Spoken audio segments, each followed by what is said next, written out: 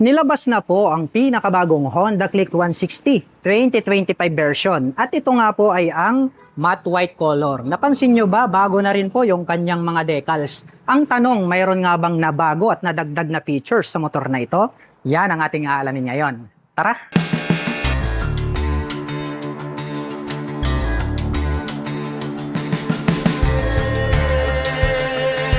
Ang pogi po ng mukha nito pong Honda Click 160. Naka full LED na po ito pong kanyang high beam at low beam. Agaw pansin naman po ito pong kanyang daytime running light na putol po rito sa gitna at nag-continuous hanggang rito po sa dulo.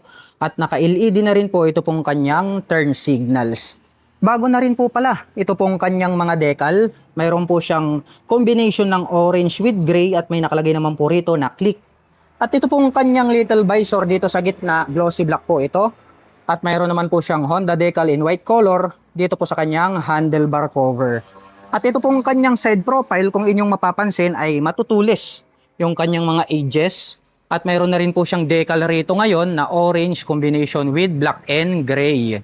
At ito po ay gumagamit ng telescopic fork na gray color para po rito sa kanyang front suspension. Dark gray color po yan. Naka single rotor disc brake with single pot caliper na Tokiko. Black color po yan. Habang ito naman pong kanyang cast wheel ay matte brown color po ito. At ang sukat po ng kanyang gulong rito po sa harapan ay mayroong sukat na 100 by 80-14. Naka fully digital meter panel display po ito. At nandito po sa bandang itaas ito pong kanyang mga light indicators. At mayroon naman po itong 2 button selector dito po sa ibaba. At mayroon po itong Honda logo rito sa gitna. At pagdating naman po sa kanyang mga button selectors, meron po itong high beam and low beam, horn at turn signal selector. Habang dito naman po sa kabila, mayroon po itong auto stop start system at nandirito po yung kanyang electric starter. Itim po ang kulay nito pong kanyang mga handle grip at black color din po ito pong kanyang mga brake levers. At ito pong ating Honda Click 160 ay meron po itong park brake lock. At pagdating naman po sa kanyang ignition, ito po ay gumagamit ng smart keyless system. Included na rin po pala rito yung kanyang set button. At mayroon naman po itong 2 front pocket. Dito po sa kanan, open po ito at maluwag. Pwede po tayong maglagay rito ng coins or gloves. Dito naman po sa kabila, mayroon po siyang door na pwede nating buksan. Maluwag din po ito at kasyang-kasya naman po rito ang mobile phones. At ang kagandahan po niyan ay mayroon na rin po pala itong built-in na USB Type-A port. Gagamit na lamang po kayo rito ng USB cable ay makakapag-recharge na po kayo ng inyong mga dalang mobile phones at gadgets. Mayroon din po siyang utility hook dito sa gitna. Ito pong kanyang floorboard ay maluwag po ito at flat. Kaya marami po tayong mailalagay rito na mga personal belongings na hindi naman po kasya rito po sa ating underseat compartment. At dito na rin po pala located ito pong kanyang battery. Ito pong kanyang upuan, malapad po ito at malambot din po siya. Black color naman po ito pong kanyang set cover. Itim din po ang kulay nito pong kanyang makapal na grab bar kaya matibay. Buksan naman po natin ito pong kanyang upuan. Maluwag din po pala ito pong kanyang underseat compartment. Marami na rin po kayo ritong mailalagay ng mga personal na gamit. Ang Honda Click 160 po ay meron po itong seat height na 778mm at meron naman po itong ground clearance na 138mm. Ngayon naman po ay susubukan nating sakyan para maipakita ko sa inyo kung gaano nga ba ito kataas. Para po sa mga magtatanong, ang height ko po ay 5'6". Makikita nyo naman, lapat na lapat po yung ating mga paa. Kaya komportable po ito para sa mga tulad ko na 5'6" in height. At kung akin naman pong tatansyahin ay kayang-kaya po itong maabot at ma-maneuver na mga 5'3" and above.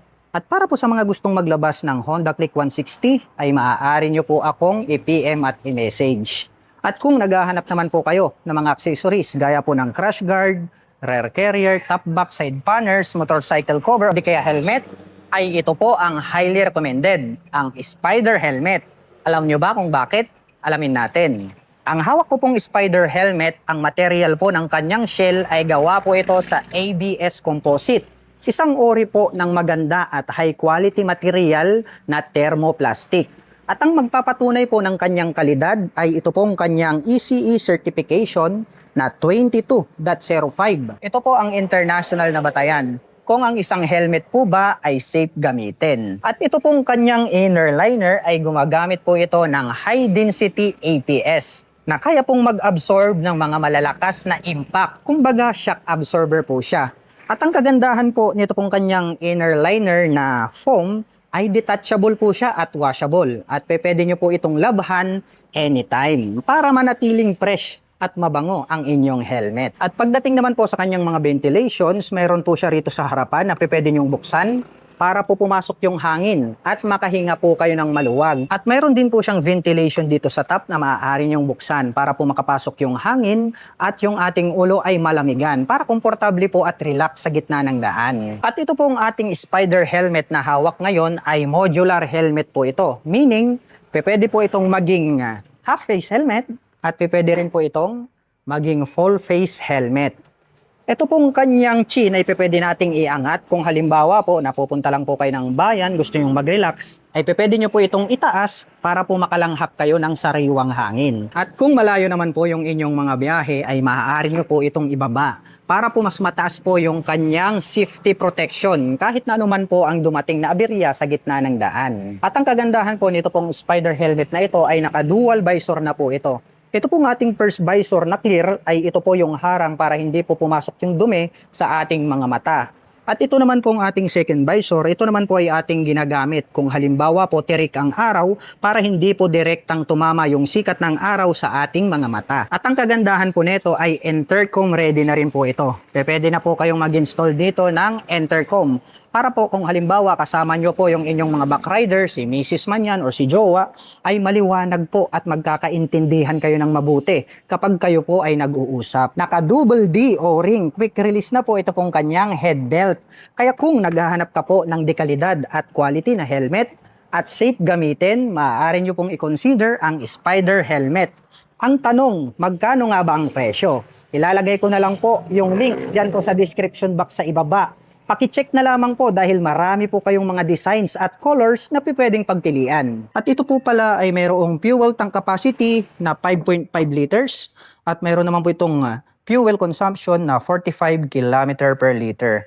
Ito pong kanyang side profile, kapansin-pansin na bago na rin po ito pong kanyang decal. May lining po ng white, orange, black, tas may nakalagay po rito na Click 160. At ito pong ating pillion step para sa ating backrider ay alloy po ito, not fadable. At hindi rin po yan kinakalawang of course. Ito pong kanyang side stand at center stand ay tubular po ito. At mayroon na rin po pala itong side stand engine cutoff switch. Once po na naka-engage ito pong kanyang side stand, ay hindi na po magi-start ito pong ating scooter.